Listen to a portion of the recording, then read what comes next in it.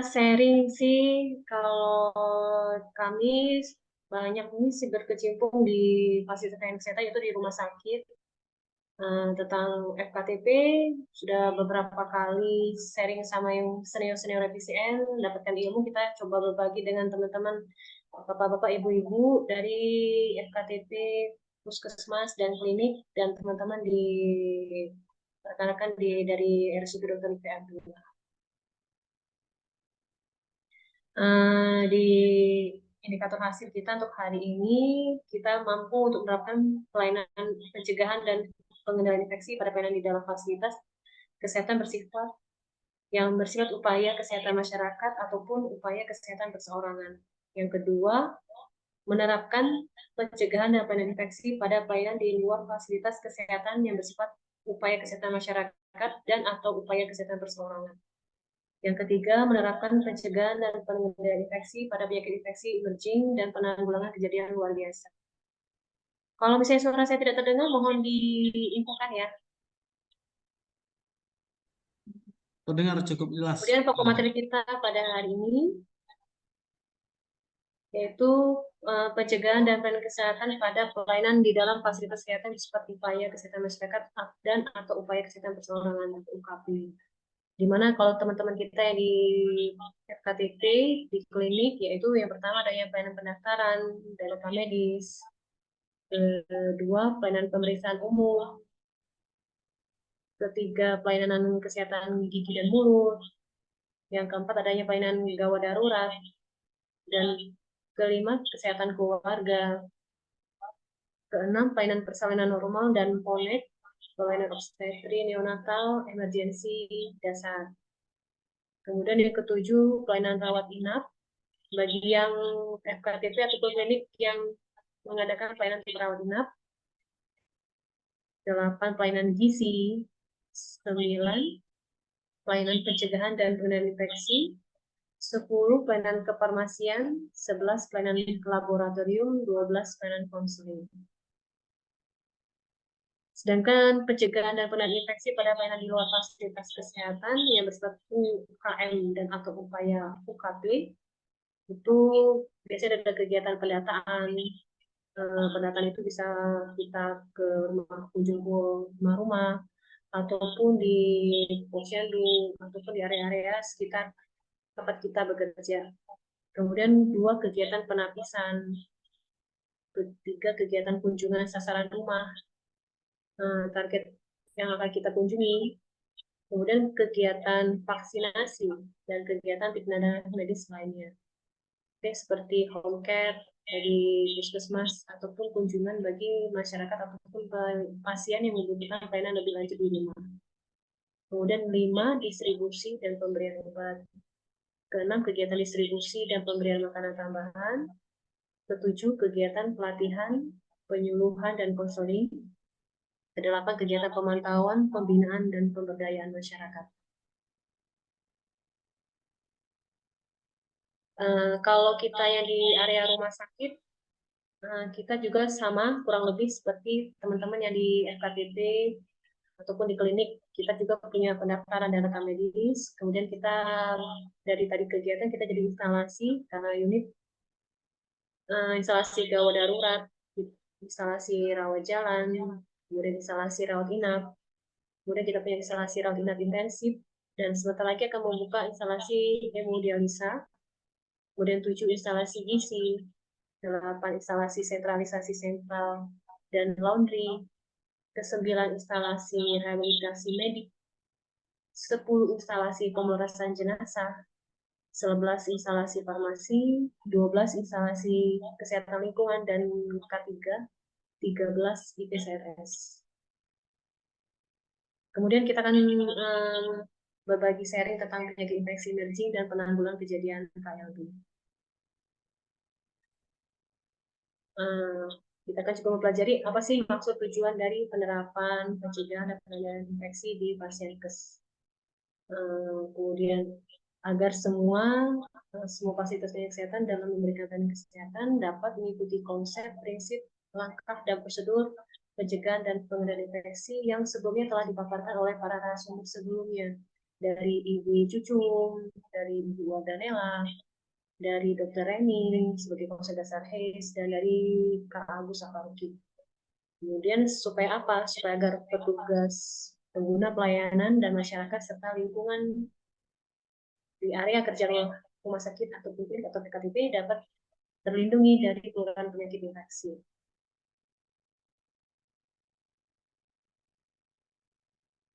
Kenapa sih harus dilakukan penerapan pencegahan dan penanganan infeksi di fasilitas kesehatan?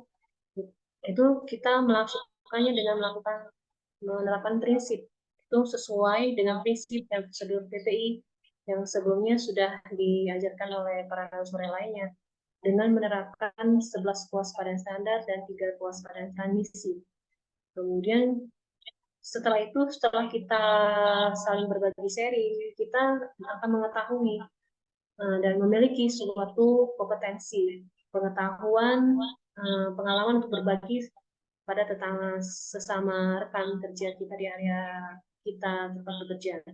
Itu dengan memiliki kompetensi, teknik, dari pengetahuan, sikap, dan keterampilan. Atau dari mana? Dari kita mengikuti seminar ini salah satunya. Dan kita akan melakukan sharing tentang bagaimana cara pelaksanaan kewaspadaan standar yang sesuai dengan prosedur. Nanti kita akan belajar praktek di hari terakhir, hari keempat. Kemudian kita akan menumbuhkan kepatuhan petugas ataupun rekan kerja kita terhadap kebijakan, pedoman, dan standar prosedur yang telah ditentukan ataupun yang belum dibentuk ataupun belum kita rilis.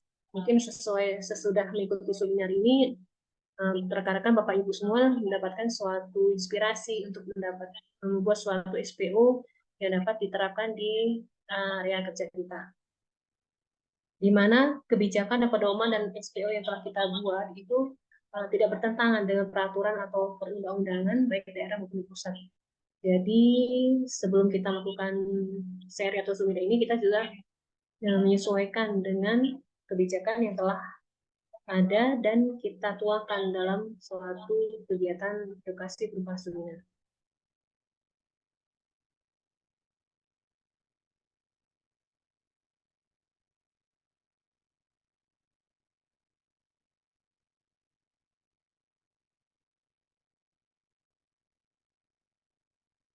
Nah, di lingkup penerapan ini kita sesuaikan dengan jenis pelayanan apa yang akan kita berikan, kemudian bentuk kegiatan bagaimana, kemudian kita akan melakukan analisa, kemudian kita kaji, kita rencanakan, dan kita lakukan perencanaan kegiatan untuk dalam bentuk upaya kesehatan perseorangan maupun upaya kesehatan masyarakat di dalam dan di luar gedung, sehingga kita dapat menerapkan pencegahan dan penanganan infeksi secara optimal.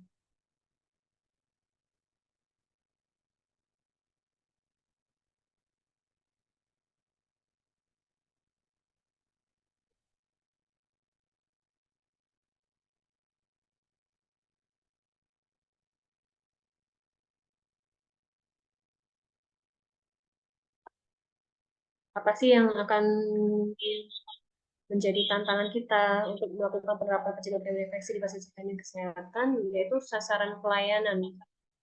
Apakah yang akan kita edukasi, apakah yang akan kita berikan pelayanan itu sesuai dengan target yang akan kita hadapi. Kemudian sesuaikan juga dengan tempat pelayanan. Apakah itu di suatu fasilitas kesehatan berupa FKTP ataupun di klinik ataupun di rumah sakit. Kemudian kita kaji juga apakah dengan alat yang ada atau obat atau sumber daya lain, sehingga kegiatan yang akan kita rencanakan itu dapat berjalan dengan optimal. Kemudian kadang-kadang seperti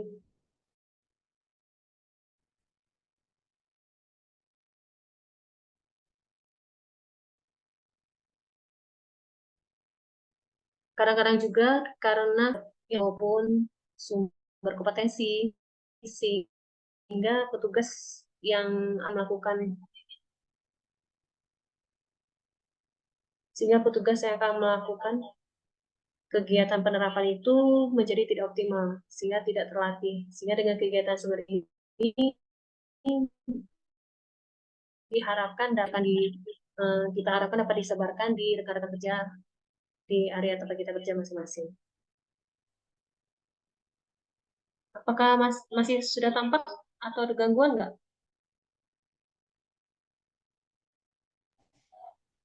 Masih aman. Aman. Masih lancar ini? Masih lanjut. Lancar, Kak. Masih. Lanjut. Lanjut ya.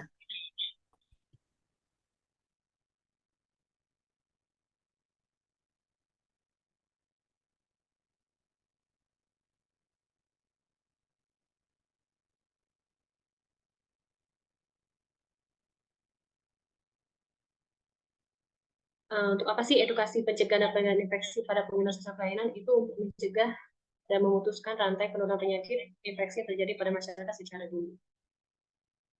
Dengan apa? Dengan kegiatan PHBS. Kemudian perilaku hidup bersih dan sehat, kemudian gerakan masyarakat sehat, kemudian salah satunya memakai masker. Kalau di rumah sakit kami untuk kegiatan pelayanan wajib memakai masker. Jadi di pintu masuk pada sebelum lobi bawah rawat jalan itu kita tetap membagikan masker secara gratis kepada seluruh pasien yang akan berobat ke klinik rawat jalan ataupun di gawat darurat. Seluruh pasien yang akan masuk maupun keluarga atau pengunjungnya kita tetap harus memakai masker, terutama juga bagi petugas. Kemudian STBM nih, Bapak Ibu masih ingat STBM apa Bu, Bapak Ibu? STBM? Bapak Ibu yang di FKTP mungkin sudah tidak asing lagi dengan STBM. Sanitasi total berbasis masyarakat. Iya, ada berapa pilar tuh Pak? Lupa ini Bu, Kesling biasa. Oh iya, Kesling. Iya, biasa Kesling. Ada berapa pilar mereka tuh Pak? Yang ODF biasanya. Jamban kalau nggak salah Bu. Oh, 5 pilar. 5 pilar. Ada 5 pilar kalau nggak salah. 5 pilar. Jadi pilar yang pertama itu kalau STBM itu satu pilar stop buang air besar sembarangan, kemudian pilar kedua itu JTPS, cuci tangan pakai sabun, pilar ketiga itu PAM-RT, pengelolaan air minum rumah tangga. Kemudian pilar keempat itu pengelolaan sampah rumah tangga, dan pilar kelima pengelolaan limbah cair rumah tangga. Apakah saya benar Pak? Ya, kurang lebih seperti itu ya Pak ya. Kita lanjutkan.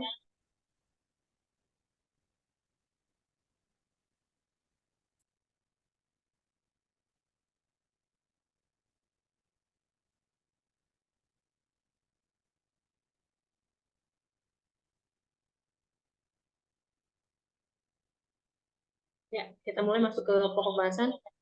Pencegahan dan infeksi pada pelayanan di dalam fasilitas kesehatan yang bersifat upaya kesehatan masyarakat atau UKM dan atau upaya kesehatan bersama atau UKP. Nah, ini berlaku sebenarnya sama di fasilitas kesehatan tingkat pertama ataupun klinik ataupun rumah sakit. Petugas kesehatan yang wajib kita lakukan itu pertama kali kalau di pilar PPI itu pasti hand hygiene. Kenapa hand hygiene? Karena kontak kita untuk menularkan kepada seseorang itu, terutama manusia, itu sudah melakukan kontak secara langsung, yaitu sentuhan. Jadi sangat penting itu hand hygiene dengan menerapkan 6 langkah kebersihan tangan. Kemudian tetap kita lakukan jaga jarak atau dipasang barrier. Sebenarnya kalau untuk sekarang, kondisi sekarang yang sudah normal, tidak lagi pandemi atau endemik, bagi kami itu barrier itu kadang-kadang sangat berguna, terutama bagi teman-teman kita yang di area rekam medis. Karena apa? Karena mereka belum tahu, karena mereka juga tidak terlalu paham dengan namanya diagnosis, waktu diagnosis ke medis ataupun diagnosis keperawatan.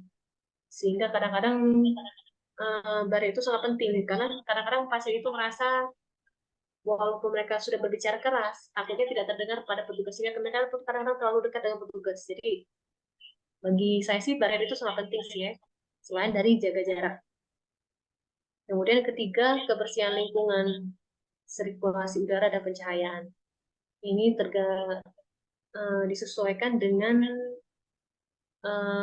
klinik yang tempat kita bekerja, terutama kalau klinik yang lebih ke area kewaspadaan transmisi, yaitu area droplet dan airborne. Seperti kalau di klinik kita, klinik TB, kalau kami ada klinik kusta, nah itu penularannya melalui droplet dan airborne, sehingga memang letak klinik yang kita tempatkan itu agak jauh dengan klinik yang di pelayanan yang lainnya, jadi agak lebih ke belakang. Kemudian juga kita dalam menentukan suatu bukaan jendela juga kita tetap melihat titik di mana matahari dan sirkulasi udara. Apalagi baru akan membuka atau membangun suatu gedung baru, sehingga akan lebih sirkulasi udara lebih jalan kalau memang kita pada saat akan membangun suatu gedung atau suatu klinik baru, kita memperhatikan arah angin dan di mana cahaya matahari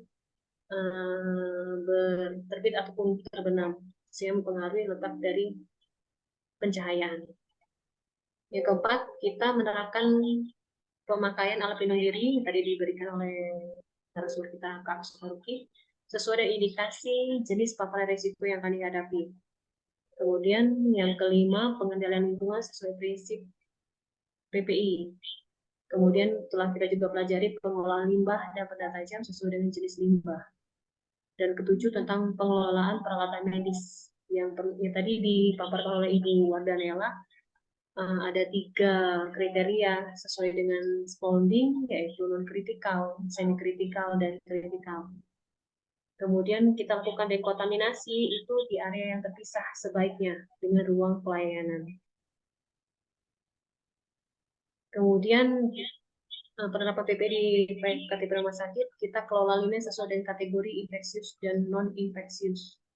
Kalau di kami linen non-infeksius itu kantongnya kita menggunakan kantong warna hitam, biasanya dari area administrasi seperti perkantoran. Nah, kalau yang linen infeksius kita pakai sarung linennya warna kuning. Jadi petugas laundry pun tahu itu, walaupun sudah berkumpul di ruang dekor, di ruang kotor linen, mereka tahu kalau linen yang hitam penandanya untuk non-infeksius. Dan untuk cara pencucian pun berbeda antara linen infeksius dan non-infeksius. Biasanya untuk takaran deterjennya sama pewanginya itu beda. Pasti lebih ringan, takarannya lebih sedikit daripada yang infeksius. Kemudian 9, perhatikan kebersihan perseorangan. Lakukan pemeriksaan kesehatan secara berkala. Kalau di FKTP sekarang saya dengar sudah mulai digalakan oleh pemerintah tentang pemberian vaksinasi hepatitis B. Kalau kami di Rumah Sakit Dr. Abdullah, setiap tahun sudah ada kegiatan MCU, medical check up, yang wajib diikuti oleh seluruh pegawai rumah sakit 1 tahun sekali.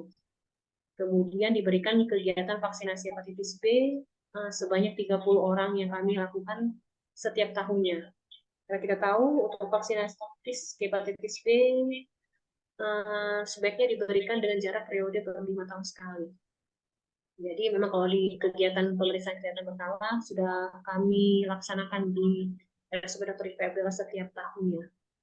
Kemudian 10, patuhi pemberian atau prescripsi antibiotik secara bijak. Mungkin kalau di rumah sakit untuk pemberian antibiotik itu sudah dari kewenangan para dokter. Tapi kalau mungkin di puskesmas atau klinik yang terjauh ya, kalau yang di area Banyuwangi saya mungkin sudah dari dokter, tapi kalau yang di area terpencil, yang agak jauh terpencil, mungkin untuk pemberian antibiotik ini agak sukar, mungkin konsultasi secara telepon kali ya. Kalau misalnya si dokternya tidak ada berada di tempat pada saat pasien itu datang. Kemudian 11, terapkan kewaspadaan transmisi, yang kita tahu ada 3, yaitu kontak, droplet, dan airborne. Dan 12, proses penyuntikan yang aman. Kemudian 13, jarak antara satu tempat tidur, kalau dirawat inap ini ya, minimal 1,5 meter.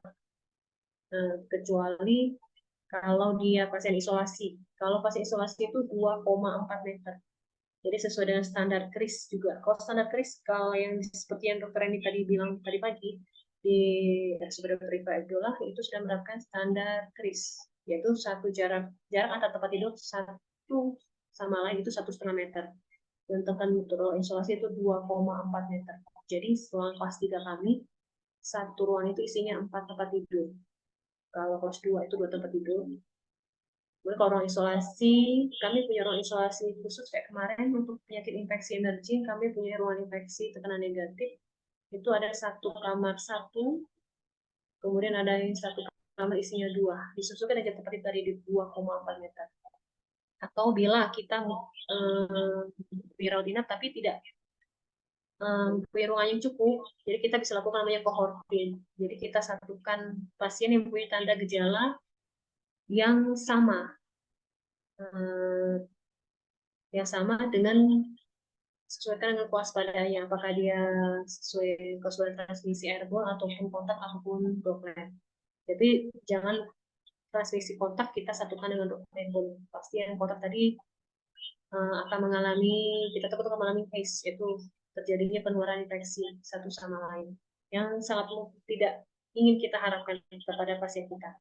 Karena tadi kita sudah pahami bahwa kalau di rumah sakit itu pasien septik pertama kali.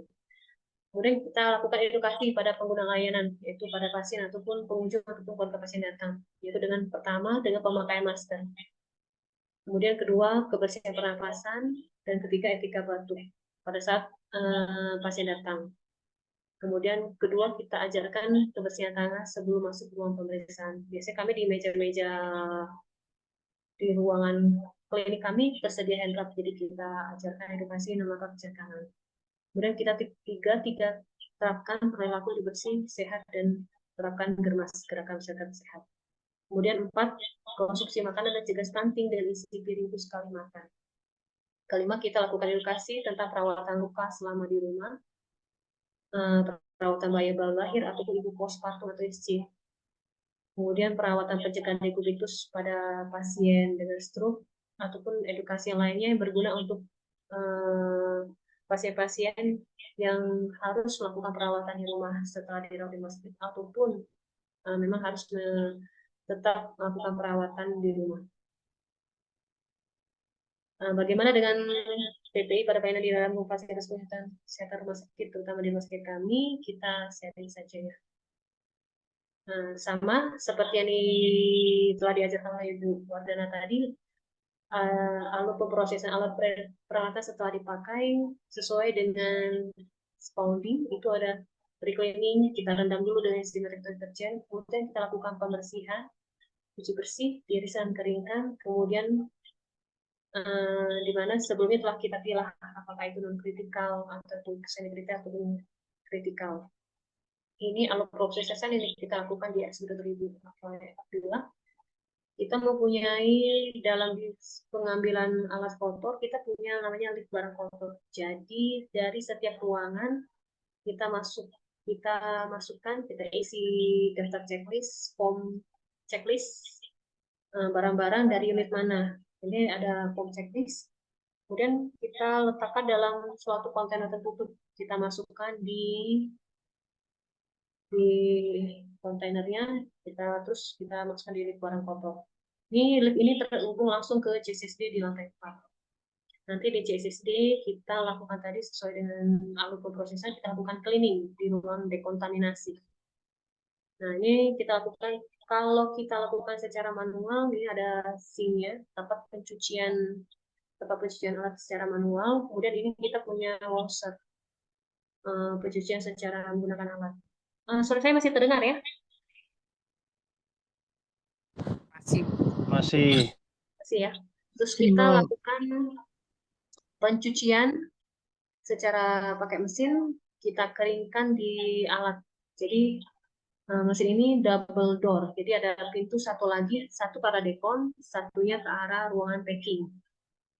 Jadi alat tadi sudah bersih dan kering, kita lakukan langsung ke pengemasan, ke ruang pengemasan.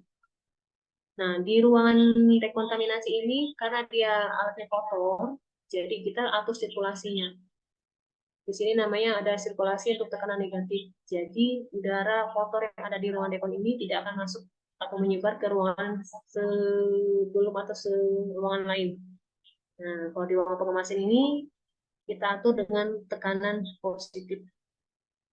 Kemudian setelah dikemas dan di packing diberikan indikator, kita lanjutkan ke ruangan, kita lanjutkan tindakan sterilisasi. Kita masukkan sterilisasi. Nah, ini alat sterilisasi. Untuk yang berbahan stainless, kita masukkan ke alat sterilisasi. Tapi juga ada alat kesehatan yang berbahan karet, kita masukkan ke plasma. Setelah kita lakukan sterilisasi, tadi kan ada indikator ya di dalam packingannya. Ini nanti akan berubah warna. Nah, ini indikator. Kemudian diberikan tanda kapan dilakukan sterilisasi dan kapan masa BUD-nya, masa expire dari si instrumen. Kemudian setelah itu kita lakukan penyimpanan di ruang penyimpanan alat steril dengan ruangannya diatur dengan tekanan positif. Sehingga alat ini aman dengan tidak adanya udara luar yang dapat masuk dalam ruangan ini. Sehingga ruangan ini dapat menyimpan alat lebih lama. Kemudian kita lakukan distribusi dengan menggunakan passbook kalau itu ke ruangan OK. Jadi kita ruangan CCD kita berhubungan langsung dengan ruangan kamar operasi. Jadi dari ruangan OK langsung meminta alat sterilnya ada namanya passbook. Jadi kita masuk passbook ini. Kemudian untuk ke unit kita masukkan lagi ke lift barang bersih. Tadi kan ada lift barang kotor, ini lift barang bersih. Jadi tinggal unit memasukkan foam ataupun bio barang tadi yang diperlukan oleh unit, kita masukkan dalam kontainer yang telah dicuci bersih sebelumnya, langsung distribusikan kepada unit-unit yang membutuhkan. Jadi unit tinggal pencet apakah di unit lantai 1, IGD lantai 2, klinik lantai 3, rawat inap. Kita lanjutkan dengan alur pengelolaan linen di rumah sakit.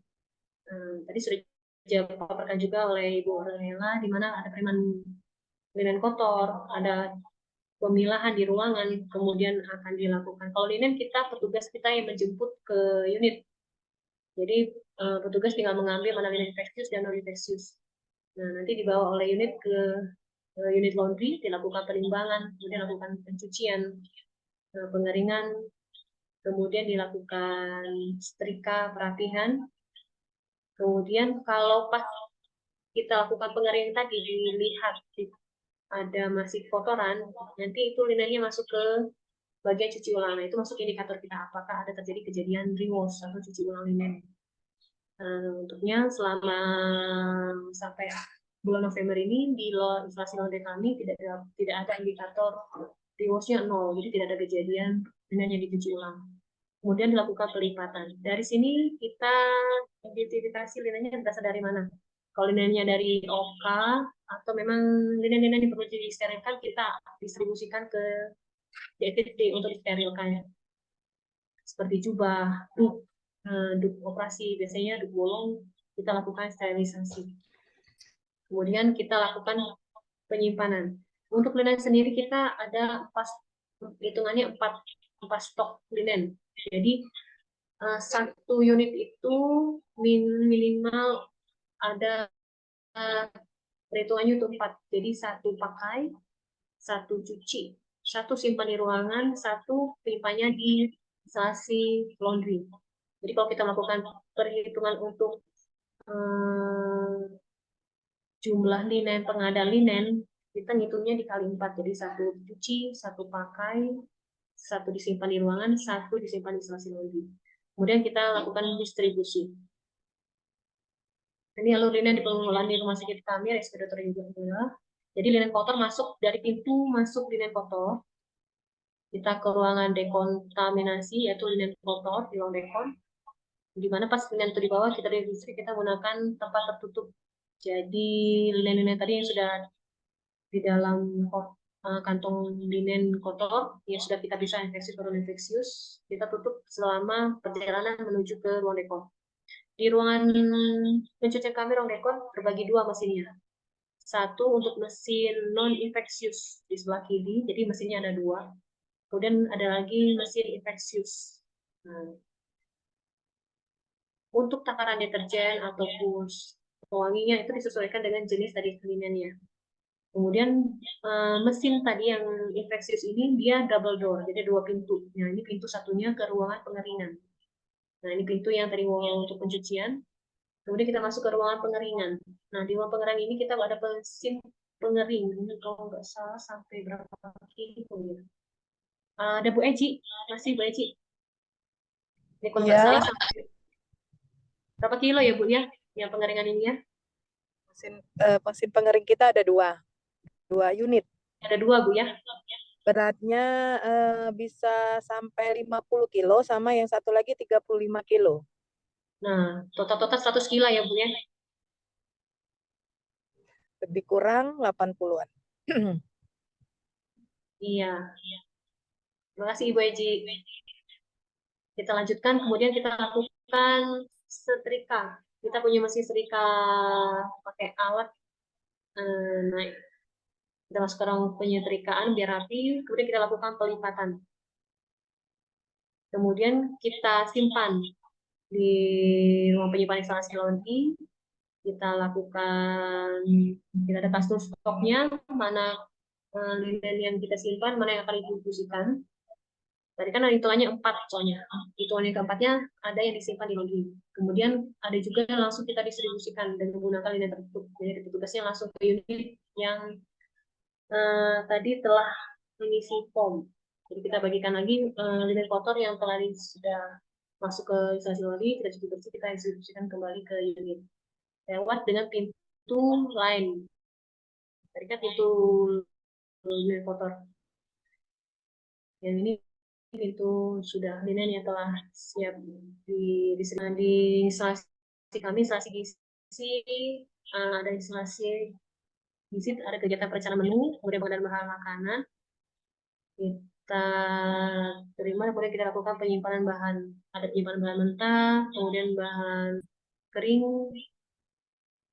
kemudian kita adakan persiapan pengolahan di ruang pengolahan.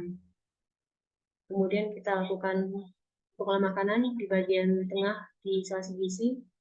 Kemudian kita lakukan distribusi makanan menggunakan troli tertutup. Semuanya sudah sesuai dengan standar PPI. Kemudian kita lakukan penyajian makanan ke ruangan masing-masing. Untuk pengaturan tata letak dan penyimpanan makanan, kita di semua unit tidak terkecuali, kita menggunakan sistem namanya FIFO, first in, first out. Yaitu barang mana yang pertama kali masuk dan barang mana yang akan keluar. Sehingga memudahkan untuk penyimpanan dan untuk pengambilan barang di kemudian pada saat pemakaian. Kemudian akan terjadi rotasi atau biar yang teratur, di mana barang yang lama akan segera langsung dibaru, dan barang yang baru disimpan terlebih dahulu. First in, first out. Kemudian kita lakukan pengaturan tata letak dan penyimpanan barang. Diharapkan nanti rekan-rekan, teman-teman yang berada di ruangan, baik pun di PKTP pun di klinik, ada pengaturan baik tata letaknya.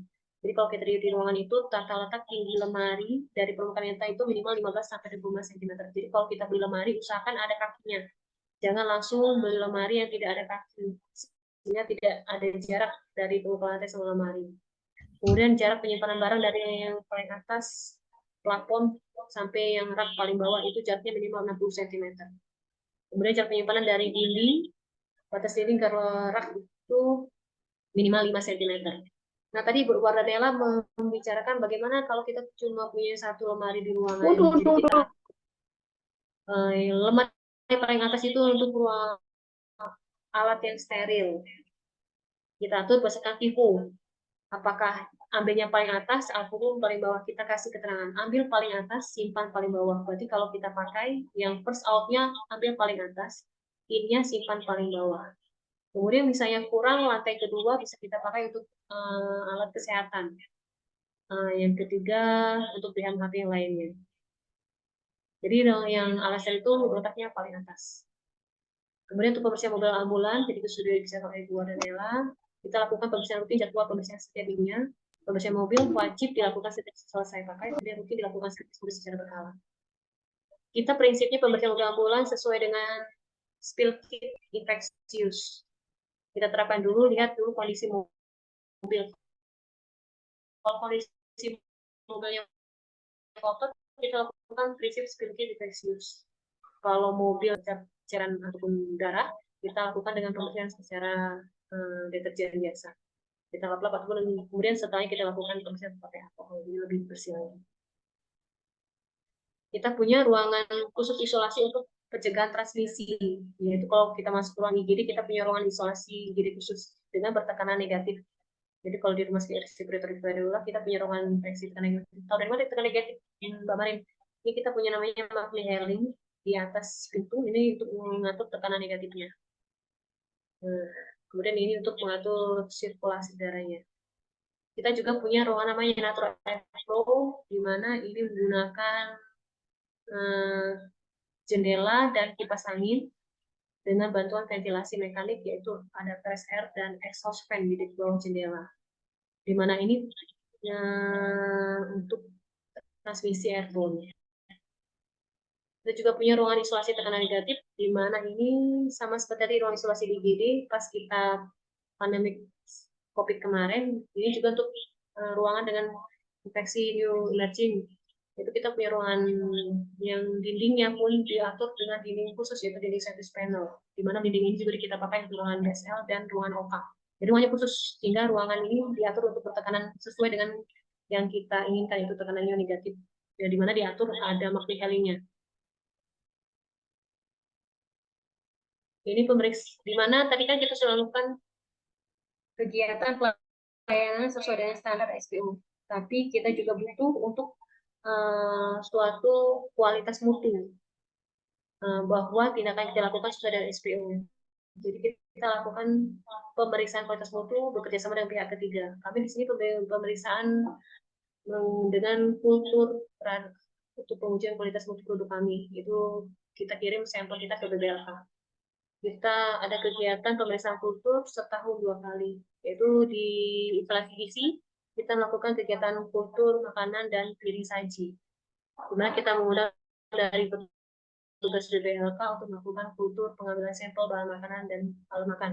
Kemudian kita lakukan kultur pada pemeriksaan alat kesehatan. Kalau di ICU, yaitu ada ventilator untuk mencegah PP-nya terhadap namanya ada PAP, besok kita belajar ventilator dan alat ventilator. Kemudian kita lakukan kultur untuk linen. Dan tadi kan sudah kita olah, kita lakukan pelayanan untuk pengolahan linen. Nah, linen setelah siap selesai kita kelola, kita sudah cuci, kita lakukan kultur. Apakah ada kuman di dalam linen yang telah kita kerjakan tadi. Kemudian kita lakukan kultur juga terhadap alat kesehatan berupa ambubed. Contohnya, ambubed. Untuk desinfeksi ambubednya pakai apa ya? Kalau di FKTP atau di klinik. Kalau kami ambubednya kita lakukan DTT, kemudian kita plasma, sehingga benar-benar terjaga. Bayangkan satu ambubed setelah dipakai oleh pasien satu, dia tidak tahu penyakitnya, terus kita konveksi ke pasien satunya. Jadi kita harapkan dekontaminasi kita, inspeksi kita sesuai dengan prosedur. Nah, untuk mengetahui apakah benar kegiatan DTT kita secara benar, jadi kita lakukan kualitas mutu produk. Kita juga melakukan kultur udara di ruangan khusus, terutama di ruang isolasi kita tadi, RITN dan kamar operasi.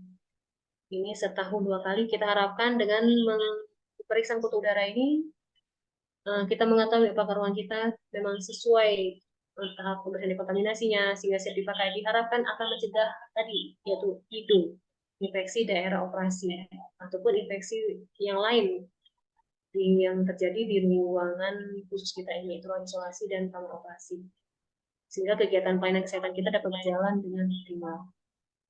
Izin Bu. Kemudian penerapan PPI pada penyakit infeksi emerging di KLB. Bu Maria Indah. Infeksi emerging itu ya suatu penyakit yang muncul atau menyerang suatu populasi untuk pertama kalinya secara cepat, baik dalam jumlah ataupun dalam kategori penyebaran secara geografis, disebabkan virus bakteri. Yang kita alami kemarin yaitu COVID-19. Kemudian kalau re-emerging disease itu seperti kayak kemarin ada virus hepatitis dan sekarang belum jadi monkeypox ya, new emerging infection disease. Kalau di Jakarta yang terakhir saya dengar kasusnya sudah 42 kasus. Bagaimana sih penyakit baru itu muncul? Biasanya karena pertumbuhan populasi yang cepat, kemudian terjadi urbanisasi, ada perpindahan suatu masyarakat dari daerah satu ke daerah yang lain, kemudian adanya perang, transportasi yang semakin canggih sehingga memudahkan urbanisasi tentunya. Kemudian perubahan ekologis dan ekosistem yang sering terjadi kita alami sekarang. Perubahan iklim yang cepat, perubahan ekosistem, dan perubahan populasi sehingga faktor serangga perantara dapat berkembang biak dengan cepat. Bagaimana sih penerapan PPI pada penyakit infeksi emerging? Kita terapkan penerapan tadi PPI yaitu kewaspadaan standar transmisi. Kita lakukan pengadilan administratif dan kita lakukan pendidikan dan pelatihan seperti sekarang ini. Kemudian kita lakukan perlindungan kesehatan masyarakat yaitu terutama dan upaya preventif. Yang kita pelajari penyakit monkeypox yang sekarang viral itu di Jakarta itu pertama kali ditemukannya oleh di puskesmas malahan. Jadi preventif waktu itu sudah terdengar kabar bahwa monkeypox di daerah Malaysia itu sudah mencapai beberapa kasus, sehingga dari Kementerian Kesehatan melakukan suatu edukasi penyuluhan terhadap para petugas di lini pertama yaitu di puskesmas, yaitu yang terutama di DKI Jakarta, sehingga pada saat penemuan kasus yang pertama kali sampai muncul kasus yang ketiga pasien itu dapat ditanggulangi dengan cepat oleh teman-teman rekan-rekan kita di puskesmas di DKI Jakarta. Sehingga pada penemuan kasus, penanggulangan dan tindakan dapat dilakukan secara cepat dan responsif. Bagaimana sih penanggulangan KEB? Kita lakukan